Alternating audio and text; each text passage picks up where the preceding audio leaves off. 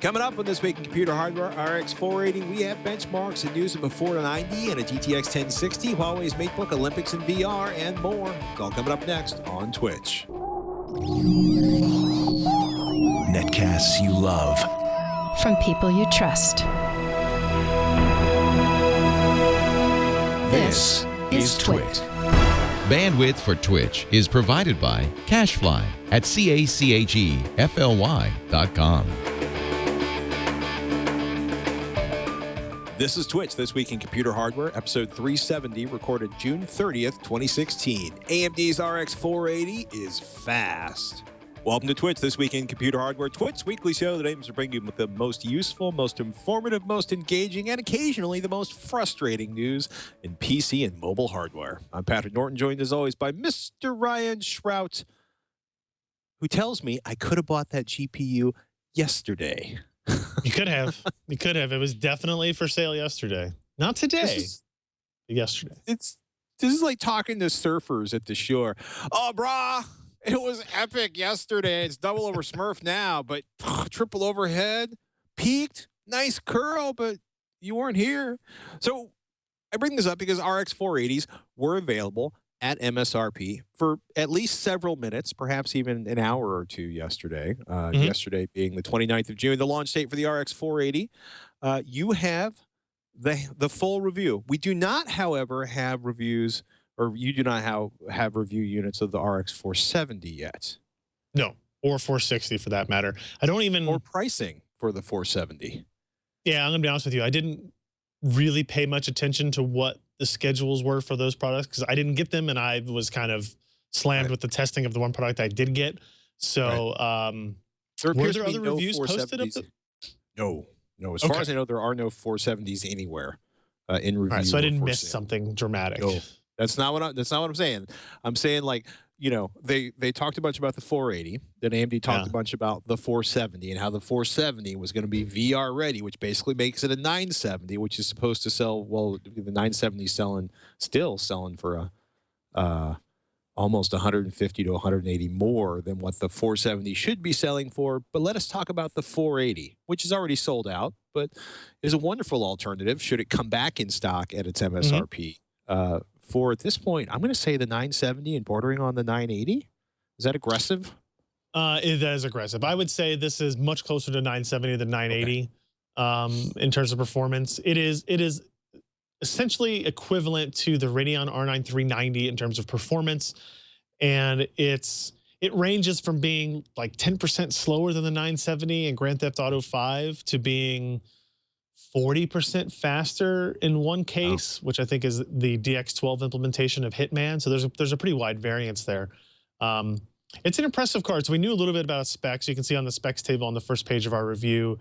The interesting thing that we didn't know about how Polaris works and how AMD is kind of pushing this stuff is on the clock speeds. If you see there, since the introduction of GPU boost way back in the day of the GTX 680 from NVIDIA, the idea of a single clock speed rating for graphics cards started to become less meaningful because they had a base clock and they had a boost clock. AMD with Polaris now has true adaptive clocking built into their architecture, so they too as well have two clocks. And they call them base and boost as well, but they're actually, they have different meanings, of course, because you don't want to make things simplified.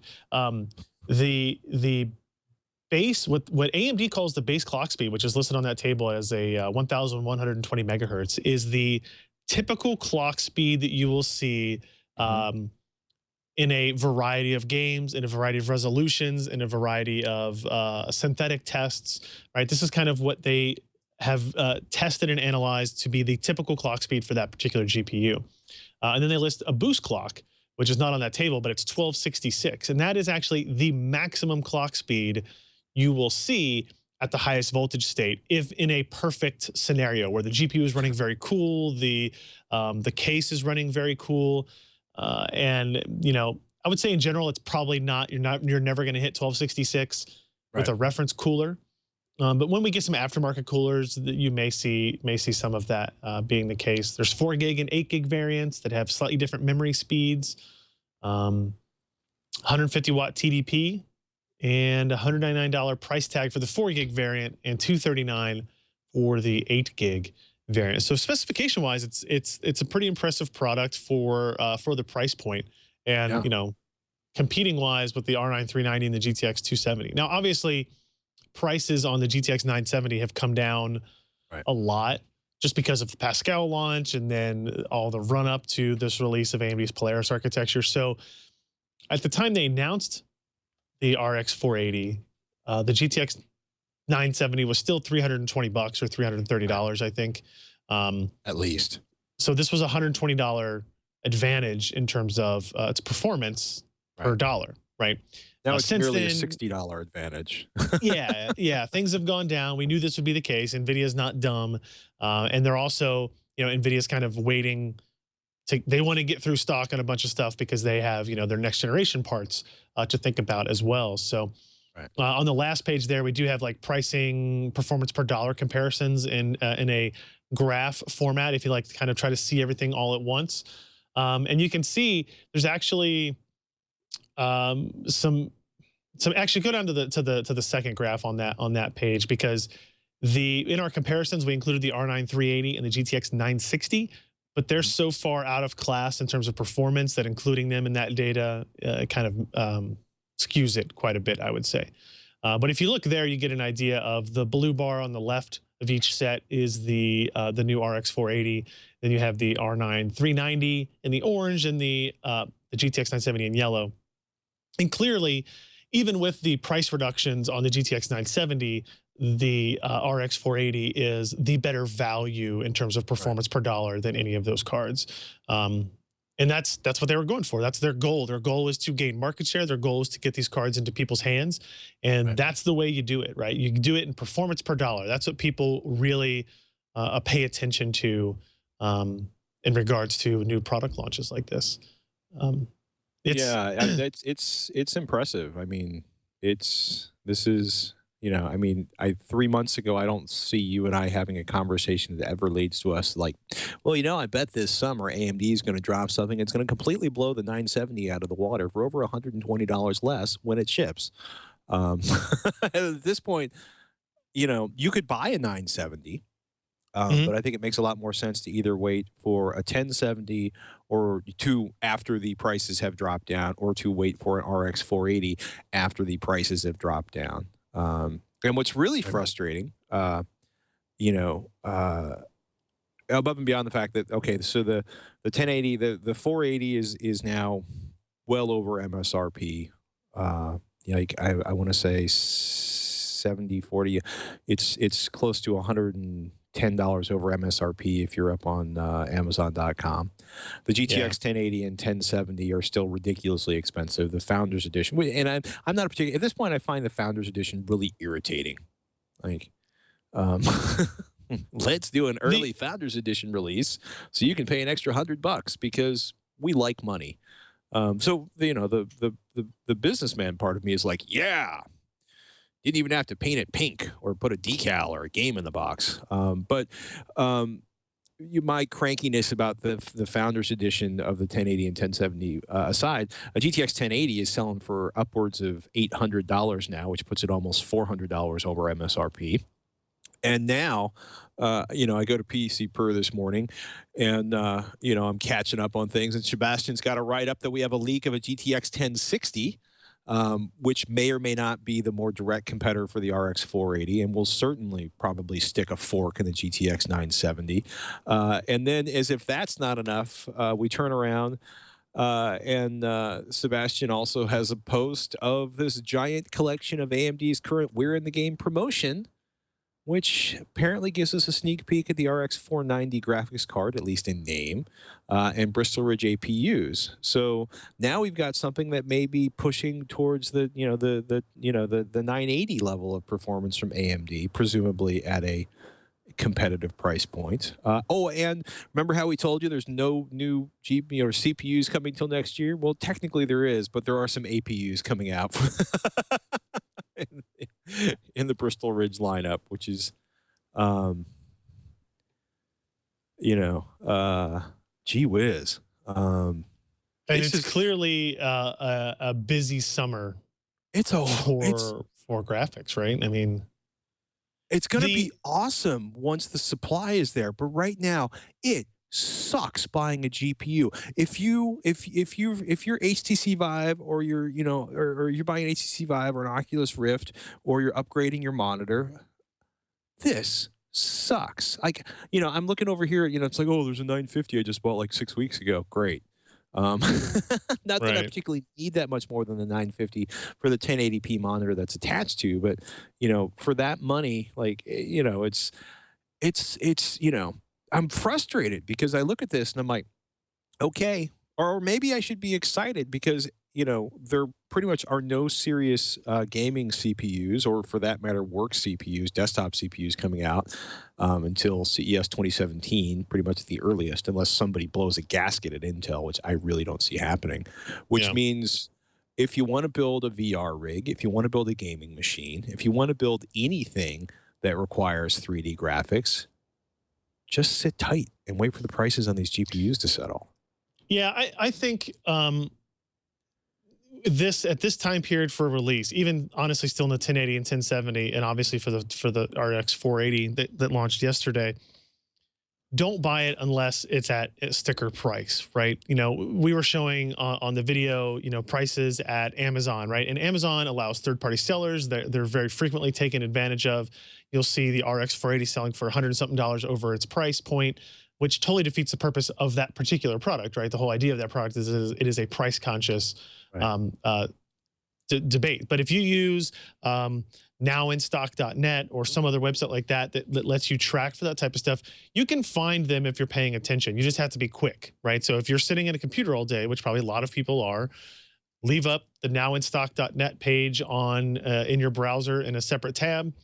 And you can set it to even like audibly beep when something goes in stock. You can click through and see if you can pick it up. It's not as easy as it should be.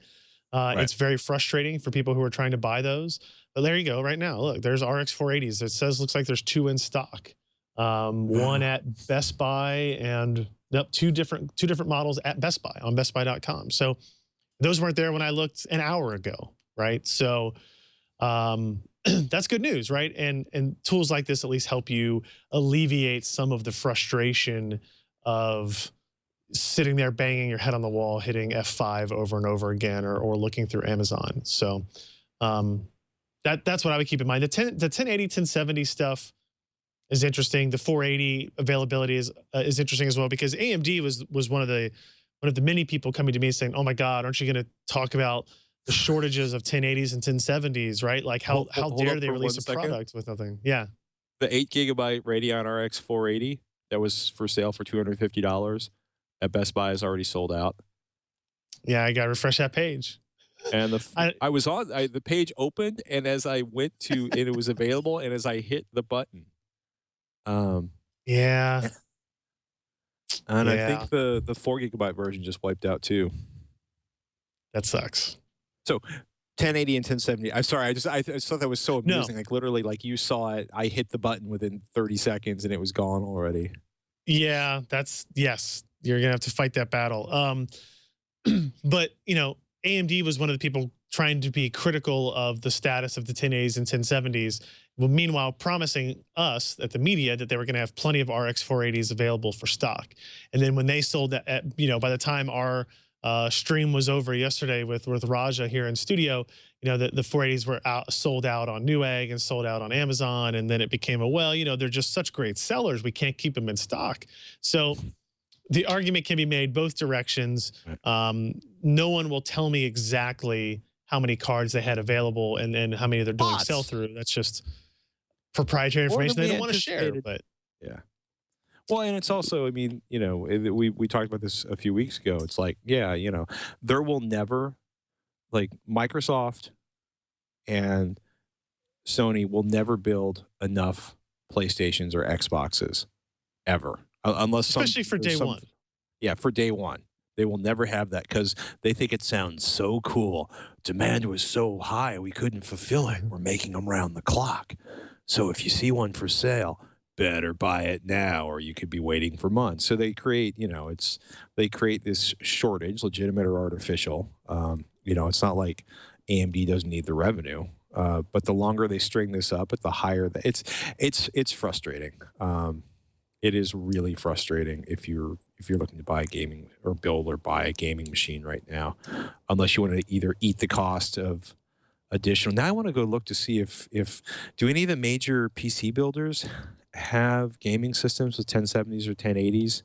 Yeah, I think I saw a post on Twitter from Origin PC yesterday with like 100 GTX 1080s in boxes that they were, getting ready to sell systems based on. And a lot of the stock is going to those places, but I still think the vast majority of sell-through is actually in the channel to direct to consumers as opposed to through system integrators.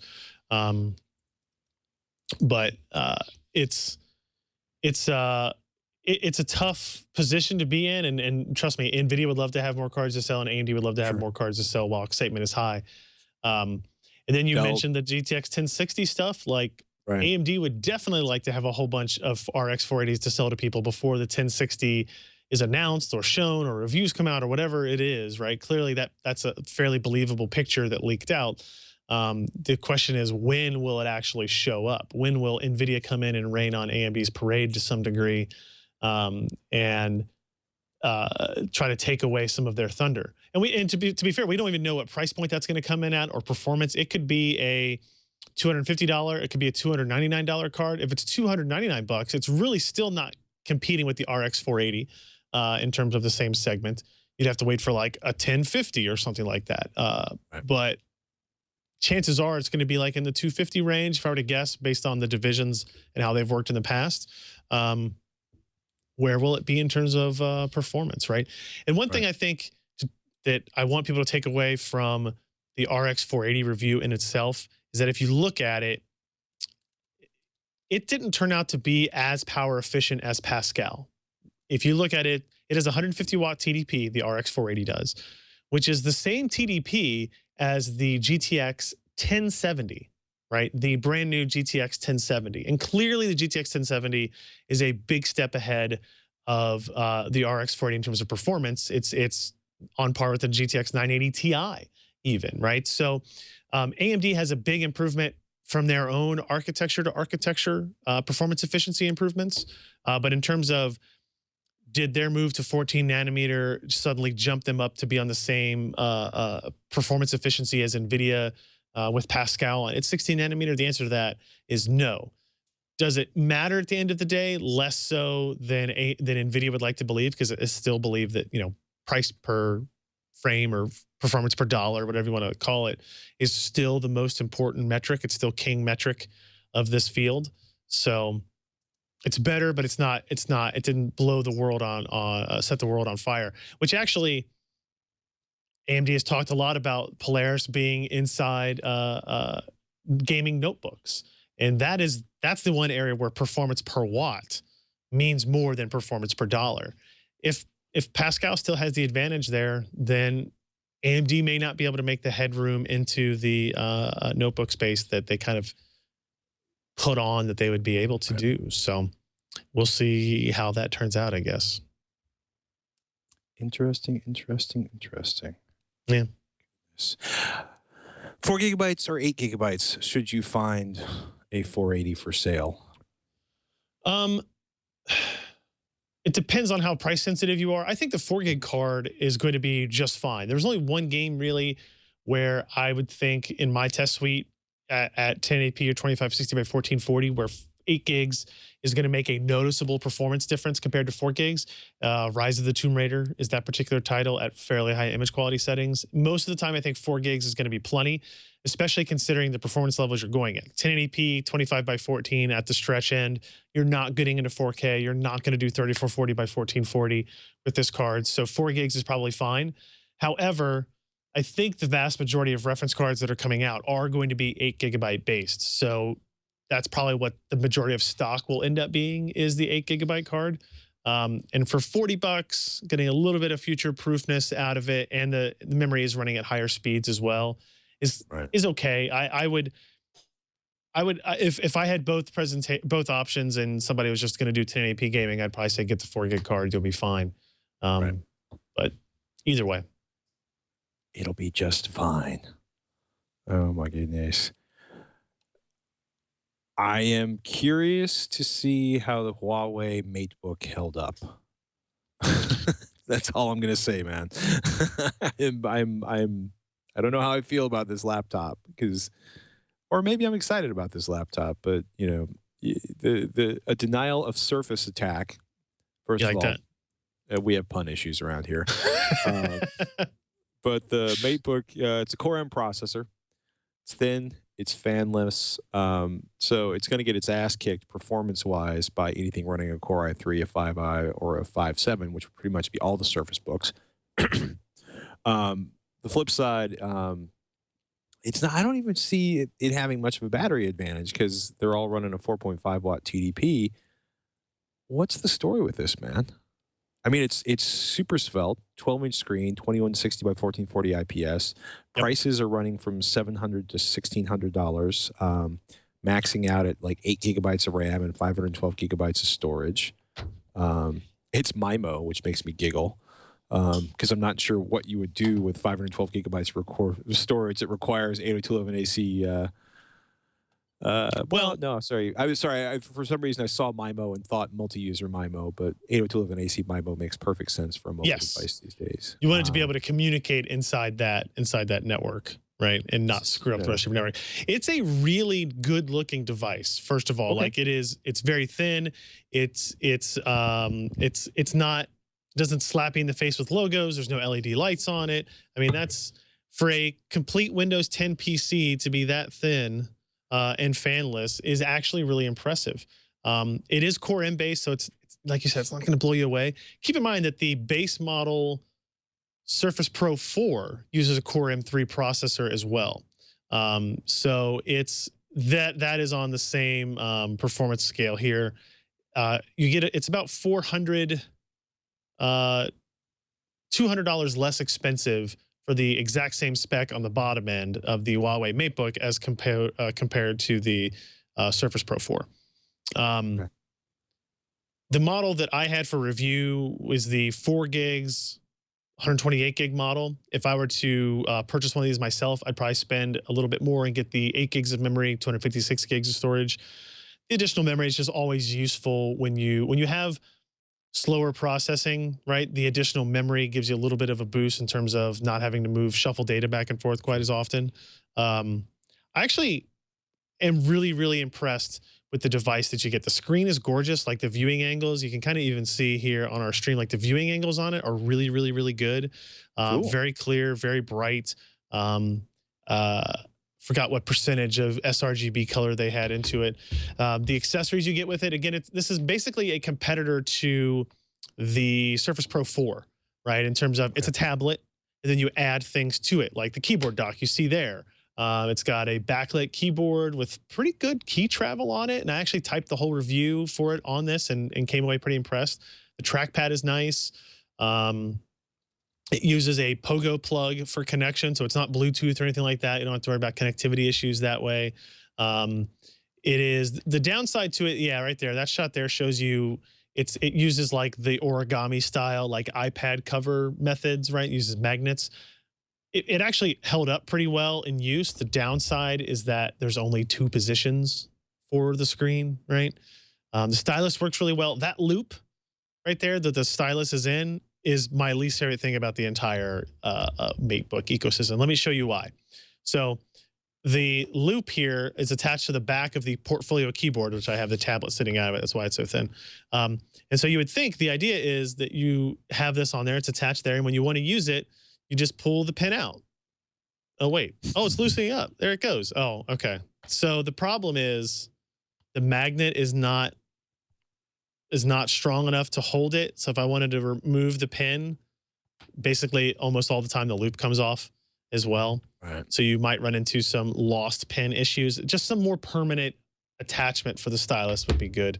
Performance on it was like for browsing, email, basic word processing, productivity, Excel. You know, I did Photoshop on it, that type of stuff. It works fine. If you're doing a lot of heavy filters, if you're doing video editing, obviously it's gonna be a stretch to be a comfortable processing environment, right? And for me, if I wanted to make this my everyday machine, I'm a little worried about that because I tend to have a ton of tabs open all the time. I tend to have Photoshop open all the time. I'm always kind of editing images and stuff for work. So I'll probably still adopt this as kind of like my semi-permanent machine on the next work trip, just to see how that goes. But I really like it. Battery life is pretty good. It's only 5.5 hours in our test. Our test is pretty strenuous in terms of battery life. So it's definitely less than like an XPS 13, where you're going to get something like 7.5 to 8 hours. But considering how thin it is, I think that's actually pretty impressive. It's actually better than the Surface Pro 4 in that regard. Okay. But that was with a Core i5 processor. I really like this device. It's Huawei's first PC. They worked very closely with Intel. Intel needed kind of like a flagship, let's show off how we can make a thin, fanless, sexy tablet, 2-in-1 convertible, whatever the hell they call them these days. And this has it. The downsides, it only has one I/O connection other than your headphone jack, which is a Type-C connector, which means if you want to plug in a standard USB device, you have to carry with you. They give you it is a Type-C to micro USB cable that's about 3 inches long. And then they give you a micro to full-size USB converter, right? And so that's how you get your full-size normal USB port on it if you don't buy the dock. There's a dock that you can get with it that I think is like $80. That gives you 2 USB ports, Ethernet, HDMI, VGA, power pass-through. Yeah, that guy right there. And that's pretty handy. It's a little bit oddly shaped and kind of built, but it does get the job done. I still really like it, but there are enough when you get devices that are this slim, you know, so they're super light, but they have smallish batteries and low connectivity. You have sacrifices you have to make, and everybody has to make their own decisions on whether or not they think that's worth it. Did you get a chance to play with it at all yet at any point? I have not. That's why I was really curious. I'd also like to apologize at this point for my concerns about Huawei's first laptop build. It sounds pretty impressive. Yeah, for their first go at it, it's actually really, really good. And you know, you've used some of their phones, I'm sure. Like they build high quality product, and this feels like a high quality product. It doesn't feel like, oh, it's a Chinese company's first entry into the PC market, right? Like it's a well done device, and they had worked really closely with Intel, so you know that from a hardware standpoint, it's going to be as optimized as you can. There is no bloatware at all anywhere on this either. It's perfectly clean in terms of pre-installed software, and that's awesome. Wherever you buy it. Like the Microsoft Store has their signature edition stuff, but if you buy it at Best Buy or Amazon or whatever, it will apparently be the same software configuration. So sweet. Yeah, I like it. I'm impressed. Yay, Huawei. That's pretty cool, actually. Oh my goodness. Oculus backs down on their hardware check. This was kind of interesting when Scott wrote this up on PC Per. Basically, Oculus Store games would not run without an Oculus Rift being connected. Motherboard, who is slowly but surely, the crazy kids from Vice are getting better and better and tighter in their tech coverage, but they had a quote from an Oculus spokesperson who said, "We won't use hardware checks as part of DRM on the PC in the future." Basically, that was there to block games from being run inside of an HTC Vive, which was basically you could run a tool called Revive with the HTC Vive to play the Oculus Rift games. Scott notes that, quote, Oculus will continue to develop their DRM itself, of course. They have also been approaching developers to make Oculus exclusive content, and he expects that will continue. So this is frustrating, right? Because VR is in its infancy. It's expensive. There's not a huge amount of games. There's not a huge amount of talent for building, or I shouldn't even say games. I should say experiences. And to have what basically amounts to a format or a console war is a little frustrating for early adopters. So we will see what happens with Oculus and HTC Vive moving forward. And of course, the PlayStation VR, which may or may not be a vomit fest, depending on whether or not game developers decide to sort of hit the 90 frames per second refresh rate that everybody else in the industry thinks is mandatory for having a successful experience versus Sony, who apparently is like, 60, whatever. Do what you can. I find that a little nerve-wracking. I was talking to our intern in the office yesterday, and I was like, what technology do you want that you can't afford? Or like, what kind of cheap technology would you want to review?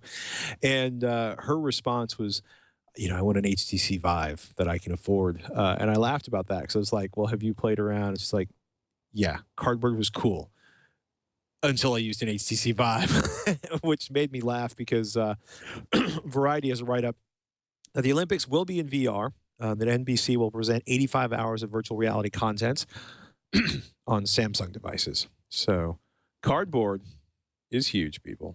And in some ways, cardboard may be the biggest installed base for virtual reality right now, or certainly the lowest barrier to entry. So I thought that was highly amusing. Olympic Broadcasting Services will include the opening and closing ceremonies, men's basketball, including the semifinals and finals, gymnastics, track and field, beach volleyball, diving, boxing, and fencing, along with highlight packages of those sports. So basically all the stuff that's, generally successful on broadcast. Yeah. Hopefully this does better than the 3D TV deal with Panasonic at the 2012 games. So. I actually like every time a new technology comes out like this for a broadcast, sure, I'm always on the wrong end of it. Like I don't own Samsung Gear VR. Didn't the Masters or some golf tournament recently broadcast in 4K on DirecTV as well? I don't have DirecTV anymore. I do remember way back in the day. But you've got like 9 4K monitors within the surrounding. I know. If we drew a 3-meter circle around you, there'd be at least 5 or 6, 4K monitors there, and all the latest GPUs. You're getting close, but you got to have the signal from somewhere, right? So all these kind of semi-exclusives, like, oh, it's only available through DirecTV, it's only available on Samsung devices, is really annoying. Actually, Ken had an example of this yesterday where apparently Amazon streaming video will offer some HDR content now, I guess starting this week. And Ken just bought a new TV that happened to have HDR capability built into it, but he didn't have a way to get the Amazon, like only LG devices that with the updated Amazon player could stream the HDR content yet, or something like that. And it's just like, his was a Samsung or his was a Vizio TV, and none of the Kindle TV, Fire TV devices actually had support for HDR output yet anyway. So it didn't matter what the app had support for. And I just want things to work across all of them so people can actually see this stuff and try it. And everybody wants to sign a marketing deal to tie it to one particular platform for X number of hours, years, days. And it's annoying. Why you be a hater, man? People need to eat. Large corporations need to eat too, dude. Fair. How do you think this is being paid for? Love? That's true. Love doesn't work on Wall Street, man. Meanwhile, Google and Qualcomm team up to make Project Tango easier on your CPU. So augmented reality only takes up 10% of the CPU because they're offloading work to other chips. This is a great read on Ars Technica by Ron Amadeo. It's pretty interesting, right? So the only way to get it at the consumer non-dev board counter dev device is the Lenovo Fab 2 Pro, which we got hands on with a couple weeks ago. It's pretty interesting. No additional Movidius computer vision chip, and all the augmented reality processing runs, Mr. Amadeo writes, on the Qualcomm Snapdragon 652 system on a chip. So basically, there's this sort of little corner of the CPU, the Tango sensor fusion core, that pulls together image processing, feature tracker on the DSP, and sensor processing on the sensor hub, which pulls together the gyro, the accelerometer, the fisheye camera, the rear RGB camera, and the depth sensor, mashes that all together and does it so that the CPU doesn't get completely overwhelmed by the processing. So, yeah, it's interesting. So. Yeah, it actually sounds really interesting what they're doing and how they're dividing up the work across all those different processors. And hey, we get some credence and usage out of the idea of heterogeneous computing in some place, even if it's not where we thought it was going to be 3, 4, 5 years ago when the term first started to hit us. So, oh my goodness, we wait with bated breath. Because I have children, I had to mention this. Bose, not my favorite brand. Great noise canceling headphones, although I personally cannot use noise canceling headphones. They make me feel like my head's about to collapse. But if you are buying noise canceling headphones, it's about the only Bose product I would recommend. Price performance rise. They've come up with a kit for kids to build their own Bluetooth speaker. And it's really, really cool because it looks like they actually build components of the speaker together, and then there's a PCB and the wiring. But I love the fact that they're like essentially building a speaker, like the actual physical, the thing that vibrates and moves air so you can hear it. Requires an iPhone, an iOS device for sort of the instructions and the interactive stuff. But they did a really good job building this big board where the amplifier and the controller and the Bluetooth and the DSP and the power are all kind of mapped out so they can see what an actual PCB looks like. My only downside is that it's a $150 project for your 8-year-old or 7-year-old. So it's a little pricey, but it is really cool if you have the money. Designed for kids 8 and older. I don't think it's available from anywhere except for build.bose.com. But on one hand, it was really neat that they're doing this. And on the other hand, I was like, wow, that's kind of expensive for a Bluetooth speaker. But it's, that board on there. I'm also like wondering how long it's going to be before somebody replaces the speaker that came in the box with something that works better. But we wait with bated breath. Yeah, it's a cool project. Yeah, it is a really cool project. But, parts-wise, we're looking at about $25 in parts, I think. I could be wrong. But that board's custom. I shouldn't harp on them too hard, but... you can get a Bose Sound Lake Mini Bluetooth speaker too for $180, or you can buy something that's going to probably sound significantly less awesome for $150, but you get to build it yourself. I love the fact that they laid the board out the way they did. I love the idea of the LEDs. I think kids are going to love putting this together. I just wish they'd made it a little less expensive. So. But then again, I think almost everything Bose makes should be a lot less expensive. So the fact that this should be a little less expensive may be a big step for Bose. So go Bose. PCPro.com is the place to go to find all the Ryan Shrout. You can tweet your questions at Ryan Shrout or at Patrick Norton. Man, it's we every time we think things are going to slow down for the summer, they jam up and get crazy again. So I am predicting absolutely nothing at this point. In terms of things. Good plan. Oh my goodness. We just started doing a MAME build. It's my first MAME build in forever. And it was crazy for me how much the MAME emulators have changed and the front ends for them since the last time I built a MAME machine. So we're doing a MAME build for the patrons on Tech Things. Shannon got hands-on with the OnePlus 3. If you are looking for a new Android phone, it pretty much offers flagship, maybe not the best camera, but for $400, you're getting flagship level performance in a Snapdragon 820, some solid battery life, and no stupid waiting list to get an invitation to buy one, which is a big jump for OnePlus.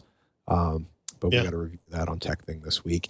And a $18 piece of software that in theory should replace the password or any lost password, or recover a password, or just wipe out the password on any Windows box you plug it into. At least if you can boot from a USB or a CD-ROM drive. So if you're interesting, if you're a sysadmin or into security and that makes your skin crawl, you might want to make sure your BIOS is locked down, but make sure you don't lose your BIOS password. That's painful. Yeah. Yeah. So outside of the 470, the 1060, the 1090, the new AMD APUs, which we may or may not see anytime soon, is there anything you can tell us about that's coming up on PC Per? I literally just before the show started, I published a story that looks at some power consumption issues maybe surrounding the RX 480.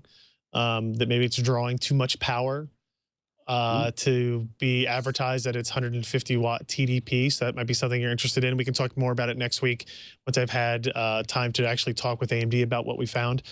And you have an interview. Yes. From the launch yesterday. Yeah, actually, that was yesterday. We actually had the senior vice president and chief architect of the Radeon Technologies Group in Kentucky for about, let's see, he was here for about 8 hours in Kentucky before flying out again. Came in studio, did an interview. It was actually a really, really good talk. If you're interested in the graphics market, we talked a little bit about the RX 40 specifically, but much more in general terms about what the direction that Radeon brand is going, things like multi-GPU, things like performance per dollar versus performance per watt, how they manage that, how they plan on competing in the higher end spaces with NVIDIA in the not too distant future. All that type of stuff is really covered in that.